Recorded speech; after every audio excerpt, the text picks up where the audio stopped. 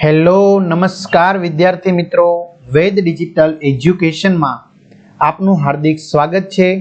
આજે આપણે ધોરણ 7 વિષય હિન્દીમાં ત્રીજું ચેપ્ટર કુત્તે કી વફાદારી જેનું સ્વાધ્યાય સોલ્યુશન જોવાના છે। તો ખાસ ચેનલમાં નવા હોય તો ચેનલ સબસ્ક્રાઇબ કરી બાજુમાં આવેલા બેલ આઇકનને પ્રેસ કરો જેથી તમને અવનવા વિડીયોની નોટિફિકેશન મળે। વિડીયો લાઈક કરો, તમારા મિત્રો દોસ્તોને શેર કરો।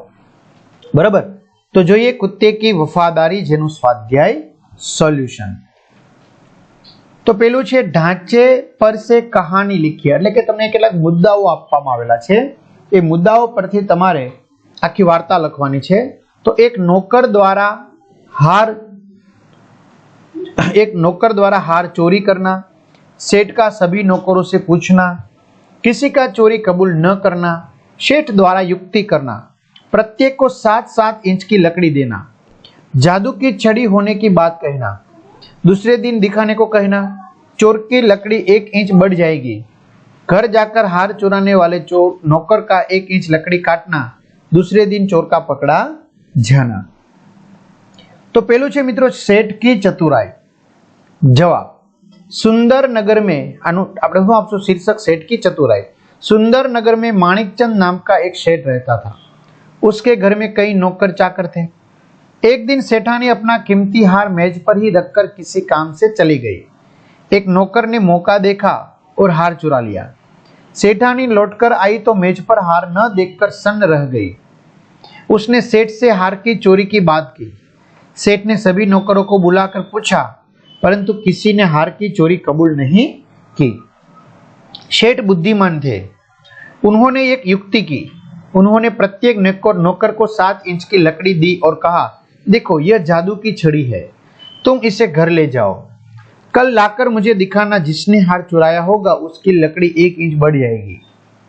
सभी नौकर अपनी अपनी लकड़ी लेकर घर गए।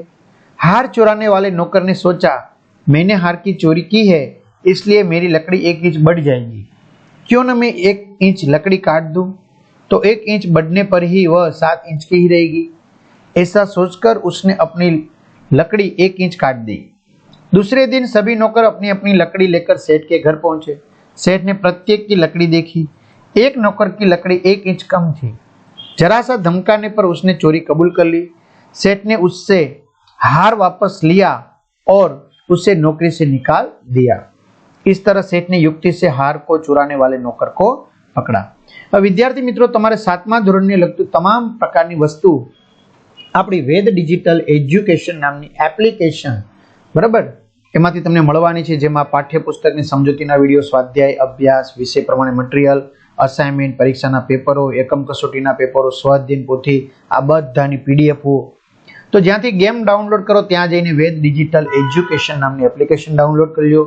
પેજ ખુલે, તમારે આ પેજમાં તમારા પોતાના મમ્મી પપ્પાના મોબાઈલ નંબર નાખવાના છે। સેન્ડ ઓટીપી કરશો એટલે 4 આંકડાનો ઓટીપી નાખશો। પેડ કોર્સમાં જુદા જુદા પેડ પ્લાન, એક્ઝામ પેપરમાં પેપરો, 3 થી 12માં 3 થી 12 ધોરણના વિડીયો, તમારું ધોરણ સિલેક્શન કરી વિષય પ્રમાણે પાઠવાઇઝ વિડીયો જોઈ શકશો, અથવા શાળા મિત્રમાં ધોરણ પ્રમાણે પાઠવાઇઝ વિષય પ્રમાણે વેદ ડિજિટલના વિડીયો મેળવી શકશો। प्रश्न 2, निम्नलिखित प्रश्नों के उत्तर दीजिए। पहलू, रात को कुत्ता पड़ाव की रखवाली कैसे करता था? तो जवाब, कुत्ता बहुत वफादार था। रात को वह सावधान रहकर पड़ाव की रखवाली करता था। अगर चोर लुटेरे पड़ाव की तरफ आते दिखाई देते तो कुत्ता भौंक भौंक कर उन्हें दूर भगा देता था। सेठ ने बंजारे के साथ कौन सी शर्त रखी?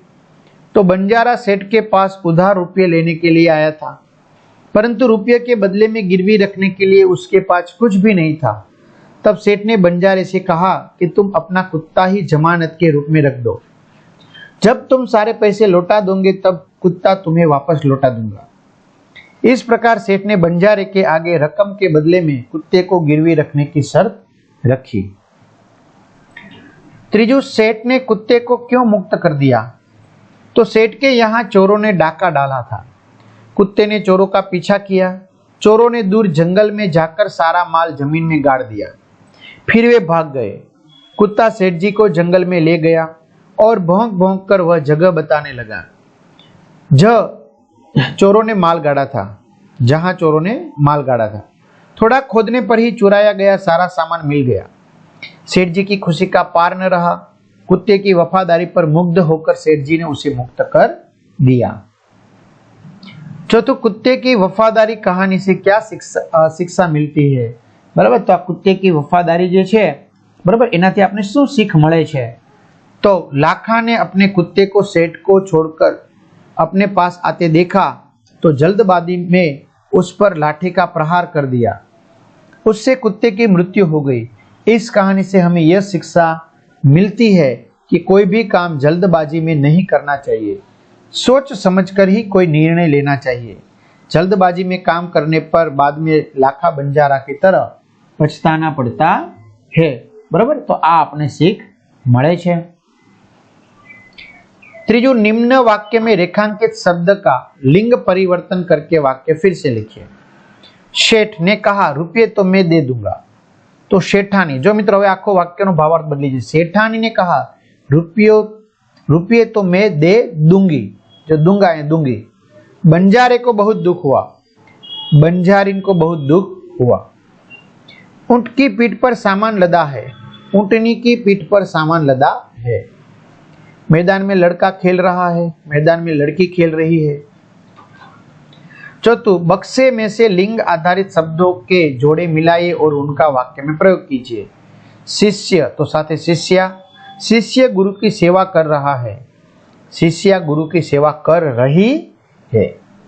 नाग, नागिन, नाग फन उठाए बैठा है, नागिन फन उठाए बैठी है।